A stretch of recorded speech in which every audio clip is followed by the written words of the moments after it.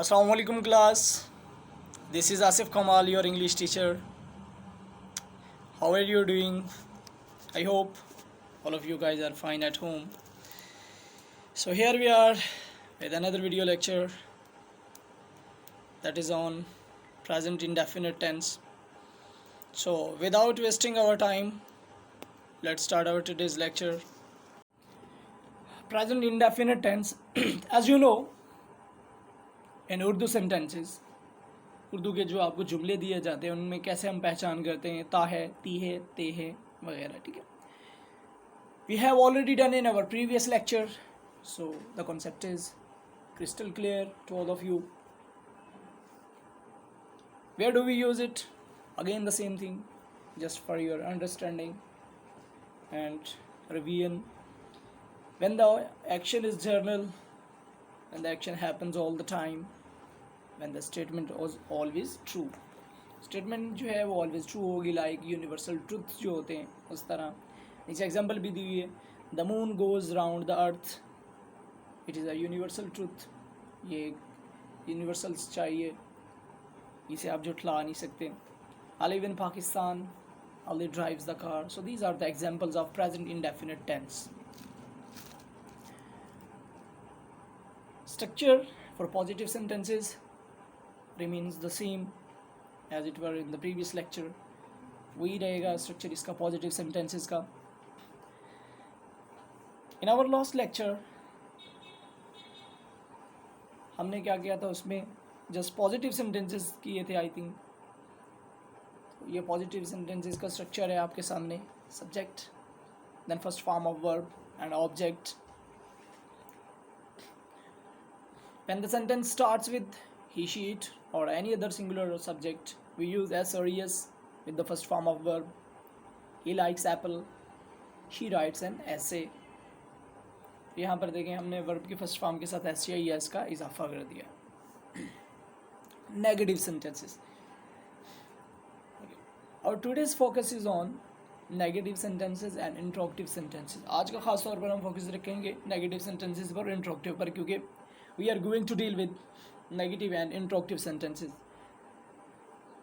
Subject, then do and does not,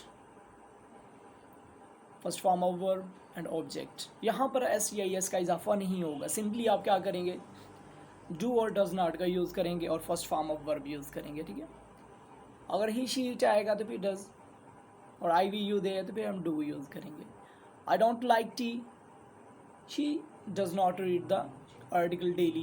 तो यहाँ पर देखें हम सेकंड वाले सेंटेंस में she does not read the article daily, यहाँ पर हमने कोई एस या एस का इजाफा नहीं किया क्योंकि we are using do or does not. For interrogative, do and does at the start of the sentence, then subject, then first form of verb and object. Do you live in Pakistan? Does she write a letter? Again, यहाँ पर भी कोई S या E S का इजाफा नहीं किया जाएगा. एस या ई एस का इजाफा हम सिर्फ पॉजिटिव सेंटेंसेस में, इनके जो असर्टिव या अफर्मेटिव या डिक्लेरेटिव सेंटेंसेस जिन्हें कहा जाता है उनमें किया जाता है. ठीक है, ना तो नेगेटिव में हम एस या ई एस का इजाफा करते हैं और ना ही इंट्रोगेटिव सेंटेंसेस में. सो look at this page. While translating negative sentences, we use does not for third person singular subject and do not for the plural subject, and I followed by the first form of the verb. Here are some examples. वो बाकायदा वर्जिश नहीं करता. He does not take exercise regularly. वो हमेशा सच नहीं बोलती. She does not always speak the truth. वो अपना काम आप नहीं करते. They do not do their own work. आप शाम को सैर के लिए नहीं जाते. You do not go for a walk in the evening. मैं उससे मिलने की ख्वाहिश नहीं रखता. I do not wish to meet him. मैं मुक्केबाजी का खेल पसंद नहीं करता. सॉरी, हम मुक्केबाजी का खेल पसंद नहीं करते हैं. We do not like boxing. So these are the examples of negative sentences. के negative sentences को आप कैसे डील करेंगे. Here are two exercises. on this page that are clearly visible to all of you. वो अपने गुनाह पर नहीं पछताता है, वो अपनी गलती को तस्लीम नहीं करते हैं। गैर दिलचस्प किताबें हाथों हाथ नहीं बिकती हैं, सितारे दिन में नहीं चमकते हैं। First one is negative and second one interrogative. बच्चे आँख में चोली कहाँ खेलते हैं, डाकिया इस गली में कब आता है, तुम उसके क़याम पर क्यों एतराज़ करते हो, क्या बादल ज़ोर से गरजता है। ओके, थर्ड वन, 3 एक्सरसाइजेज है आज के लेक्चर के लिए।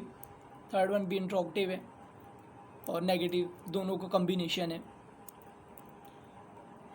क्या वो लूमड़ की कीमत मुनासिब तलब करता है, कपड़े का ताजर कम नाप क्यों देता है, क्या तमाम तलबा डाक के टिकट जमा करते हैं, क्या अमीर आदमी दोनों हाथों से दौलत लुटाता है। So these are the 3 exercises that we will deal in this lecture. आप लोगों ने भी घर पर करना है।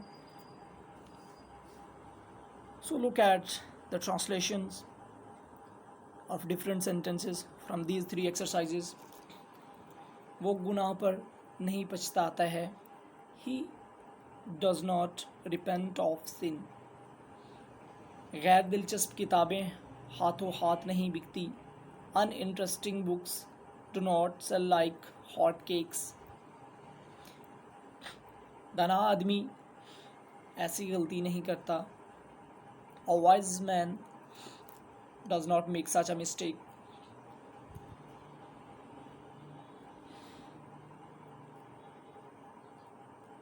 बच्चे आँख मिचोली कहाँ खेलते हैं, Where do children play hide and seek?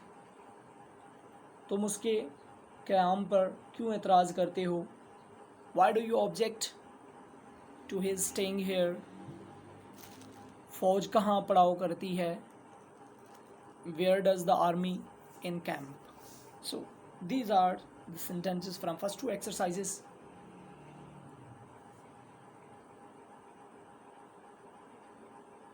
These are from third one.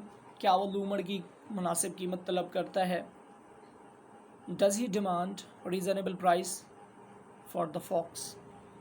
कपड़े का ताजिर कम माप क्यों देता है, Why does the cloth merchant give a short measure? और उस पर लोग क्यों गाते और नाचते हैं, Why do people sing and dance at Urs? So simply for negative and interrogative sentences you are supposed to use do and does. There is no use of s or es with the first form of verb. So structure is also given in this lecture. So at the end, you people are supposed to translate remaining sentences of these 3 exercises. Take care of yourself. Allah Hafiz.